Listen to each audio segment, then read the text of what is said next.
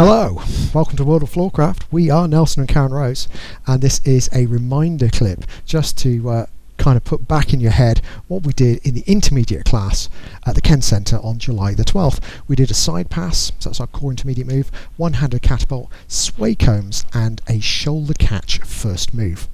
Now, that altogether looked like this. It went 7 and 8. A 1, 2, 3, 4, 5, 6, 7, 8. A 1, 2, 3, 4, 5, 6, 7, 8. A 1, 2, 3, 4, 5, 6, 7, 8, and 1.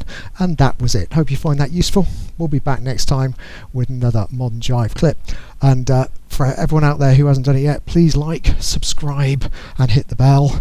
It helps promote the channel, so thank you to everybody who does that. And it also means you'll get a notification if your bell is turned on every time a new video comes out. Music recommendation of something nice to practice to in one of the little windows that comes up in the last few seconds of the video. And as always, thank you for watching World of Floorcraft. I hope you have enjoyed learning some Modern Jive. There is a link to some music that is good to dance Modern Jive to. Thank you to everyone who hit subscribe. You are helping us to make more clips. Thank you.